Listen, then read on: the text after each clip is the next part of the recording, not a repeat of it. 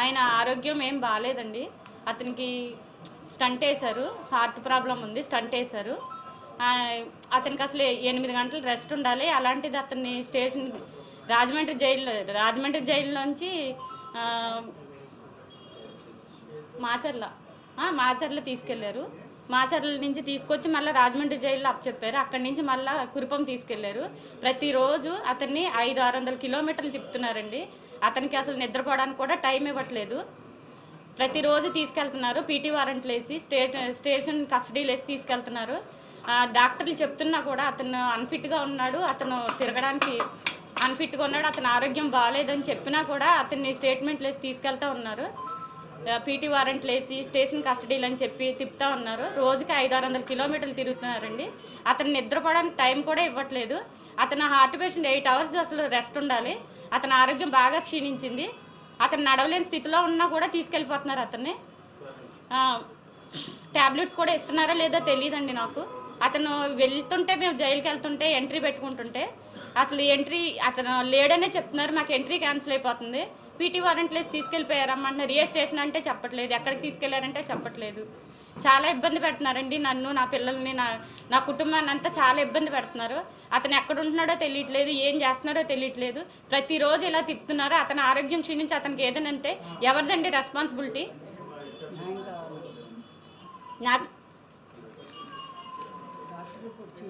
Doctor అన్ని reports ఉన్నాయండి. నేను మళ్ళీ సబ్మిట్ చేస్తాను, మీ అందరికీ చూపిస్తాను.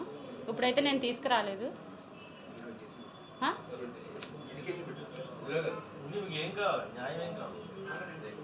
అతని మీద ఎందుకు కేసులు పెట్టారండి? దేనివల్ల కేసులు పెట్టారు?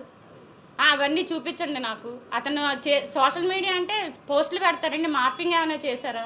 అతను ఏమైనా అసభ్యకరంగా అశ్లీలంగా ఏమన్నా ఉన్నాయా పోస్టుల్లో?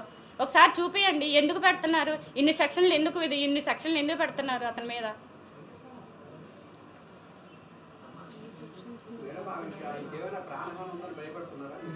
ఏమండి తీసుకెళ్తున్నారు. ఇప్పుడు పొద్దున్న తీసుకెళ్తున్నారు, రాత్రి ఏ టైంకి ఇస్తున్నారో తెలియట్లేదు. ఇంటి దగ్గర నుంచి అరెస్ట్ చేస్తుంటే నేను ఫాలో అవుతున్నాను. అందుకని నన్ను కట్ చేశారు. జైల్లో పెడుతున్నారు. జైల్లో అయినా ఉంచుతున్నారా? జైలు నుంచి తీసుకెళ్తున్నారు. ఎప్పుడు తీసుకెళ్తున్నారో అర్ధరాత్రి లేదు, సండే లేదు, ఎప్పుడు లేదు. ఎప్పుడు తీసుకెళ్తున్నారో తెలియదు, ఎప్పుడు తీసుకొస్తున్నారో తెలియదు. అతను అక్కడ ఉన్నాడని మనం వెళ్ళి ములాఖత్ పెట్టుకుంటే అక్కడ లేడమ్మా, పీటీ వారెంట్ మీద తీసుకెళ్లారు. ఎక్కడ తీసుకెళ్లారు మాకు తెలీదు. ఇట్లనే చెప్తున్నారు. జైల్లో కూడా మాకేం చెప్పట్లేదండి. అక్కడికి వెళ్ళి అడుగుతుంటే కూడా మనిషి ఉండట్లేదు. మమ్మల్ని కలవనివ్వట్లేదు అసలు ఆయన్ని.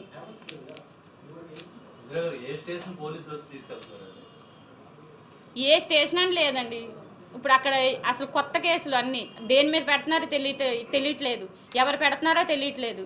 ఏ కేసో తెలియట్లేదు. కేసు నెంబర్ తెలియట్లేదు. లాయర్లు వెళ్ళి అడిగినా, మేము వెళ్ళి అడిగినా అంతా మేము ఇవ్వము, సీక్రెట్, మమ్మల్ని ఇబ్బంది పెట్టద్దు. పోలీసుల నుంచి ఇదే సమాధానం. మొత్తం పోలీస్ వ్యవస్థ అంతా ఈ వైసీపీ సోషల్ మీడియా కార్యకర్తల కోసమే పనిచేస్తున్నారు వీళ్ళు.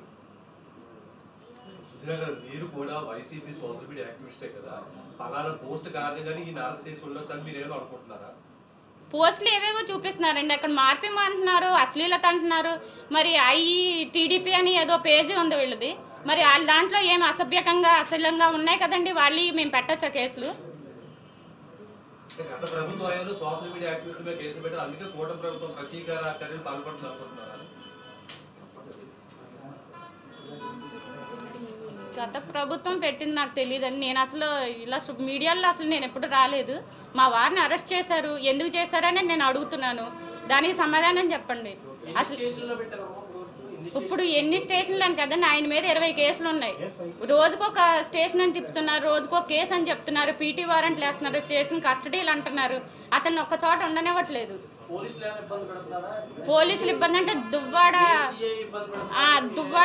దువ్వాడ సీఎం మల్లేశ్వరరావు అండి. అతను చాలా మిస్బిహేవ్ చేశాడు, చాలా ఇదిగా చేశాడు. నెక్స్ట్ రాజమండ్రి సిఐ బాజీలాల్, అతను కూడా అంటే వాళ్ళు గవర్నమెంట్లో పనిచేస్తున్నారో టీడీపీకి చొక్కాలు వేసుకుని పనిచేస్తున్నారో నాకు తెలీదు.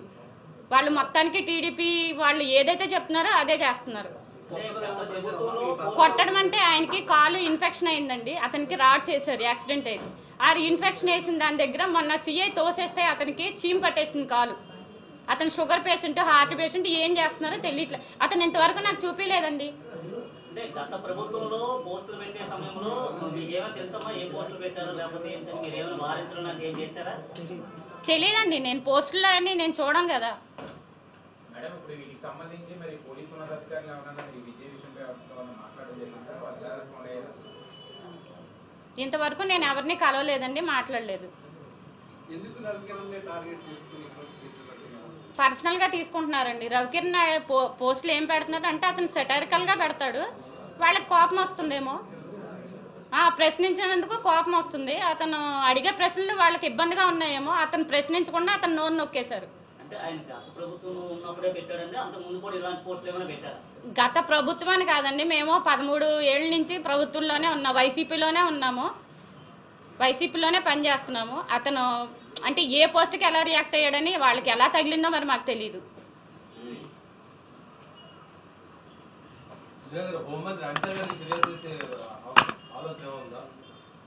మీరు ఎప్పటి వరకు హోమ్ మినిస్టర్ ఏమైనా కలవడం జరిగిందమ్మా? హోమ్ మినిస్టర్ కానీ లేకపోతే డీజీపీని కానీ ఇక్కడ ఉన్నటువంటి సిపిని కానీ? ఎవరిని నేను కలవలేదండి, ఎవరిని కలవలేదు.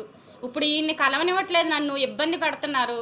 ఆ ఇంటి దగ్గరికి ఇతను అరెస్ట్లో ఉన్నా కూడా ఇంటికి వచ్చి మరి పీటీ వారెంట్లు అవి స్టేట్మెంట్లు అది అంటించేసి వెళ్తున్నారు. అది పులివెందుల నుంచి వచ్చి నేను ఇంట్లో లేనప్పుడు ఇంటి దగ్గర గొడవలు చేసి నేను ఉండే దగ్గర అంతా అలా గొడవలు చేస్తున్నారు. అతను రిమాండ్లో ఉన్నా తెలిసినా కూడా ఆ ఇంటికి వచ్చి గొడవ చేస్తున్నారు ఈ పోలీసులు.